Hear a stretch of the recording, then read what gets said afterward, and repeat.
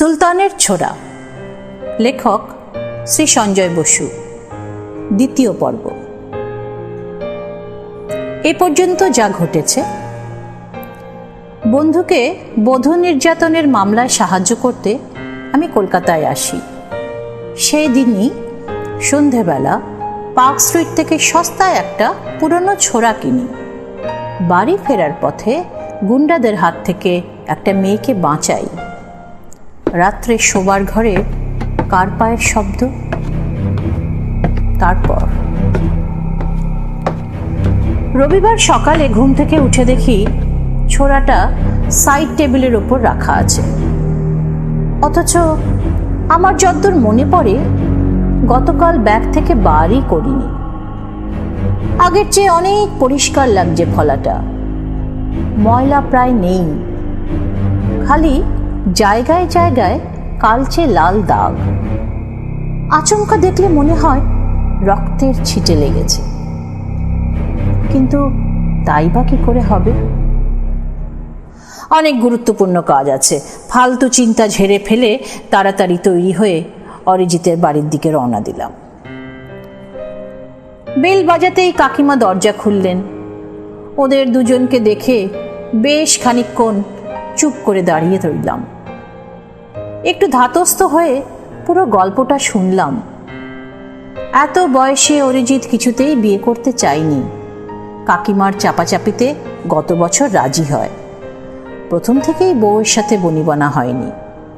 শেষে এক সপ্তাহ আগে মেয়েটি বাক্স প্যাটরা নিয়ে বাড়ি থেকে চলে যায়। তারপরই এই কাণ্ড। কিন্তু তোমরা লুকিয়ে বেড়াচ্ছ কেন? আমি কোথায় যেন পড়েছিলাম আজকাল আর দুমদাম গ্রেপ্তার করা যায় না, সুপ্রিম কোর্টের বারণ আছে। তোমাদের উকিল কি বলছে? উকিল কোথায় পাবো বাবা? কদিন শুধু এক বাড়ি থেকে আরেক বাড়ি করছি। সবাই বলছে ঝামেলা করো না, আইন খুব কড়া, আপোষে মিটিয়ে নাও, কাকিমা ভাঙা গলায় বললেন। যাক, সাহায্য করার একটা উপায় পাওয়া গেল। কি মেটাবে? ওদের কোনো দাবি আছে? হয় 50 লাখ টাকা ক্যাশ, নয় এই বাড়িটা, কাকিমা উত্তর দিলেন। অরিজিৎ এতক্ষণে মুখ খুলল। যা হয় হবে, বাড়ি কিছুতেই দেব না, বাবা অনেক কষ্টে এটা বানিয়ে গেছিলেন। আমি ওর পিঠে একটা চাপড় মেরে বললাম, তোকে কাউকে কিচ্ছু দিতে হবে না, ট্রাস্ট মি। কাকিমাকে প্রণাম করে বাইরে বেরিয়ে এলাম।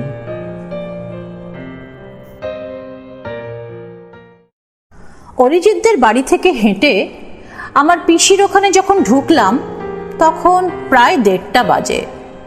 পেটে ছুঁচোর কনসার্ট চলছে। দেরি না করে কাজে লেগে গেলাম। এলাহি আয়োজন, অনেক সময় লাগবে। সরু চালের ভাত, ঘি, নারকেল আর কিশমিশ দিয়ে সোনা মুগের ডাল, ঝুরঝুরে আলু ভাজা, চিংড়ির পুর দিয়ে পটলের দোলমা আর মাটন কষা, সব পিসেমশাইয়ের হাতের জাদু। শেষ পাতে নবদ্বীপের ক্ষীর দই আর নকুরের জল ভরা। প্রায় 2.5 বছর পর পিসির বাড়ি এলাম। ভালোবাসার এইটুকু অত্যাচার তো সহ্য করতেই হবে। ভুরি ভোজের পর কাজের কথা হচ্ছিল। সব শুনে তানিয়া বলল, you know, this things can be really messy. Are you convinced of the story? আমি জবাব দিলাম, I can vouch for him. I know the family from nursery school. That's more than 43 years. In any case, let there be a fair trial. If they are convicted, so be it. কিন্তু এভাবে পালিয়ে পালিয়ে তুই আমাকে একটা ভালো উকিল জোগাড় করে দে, লক্ষ্মী সোনা বোন আমার।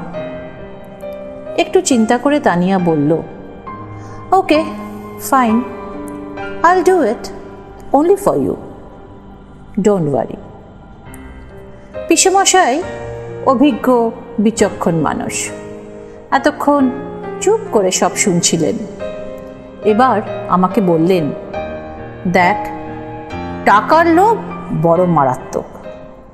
কথার মাঝখানেই হঠাৎ তানিয়া, এই এই কে ওখানে বলে রাস্তার ধারের খোলা জানালার দিকে দৌড়ে গেল। মিনিট খানেক পরে ফিরে এলো। না, কেউ নেই। দুটো লোক কিন্তু উঁকি মারছিল। পিসেমশাইকে ভীষণ চিন্তিত দেখালো। এরকম তো আগে কখনো হয়নি। যাকগে, যা বলছিলাম, তোর কথা যদি সত্যি হয় তাহলে কিন্তু এতে প্রচুর টাকা জড়িত, সহজে কেউ ছাড়বে না। তুই খুব সাবধানে থাকিস।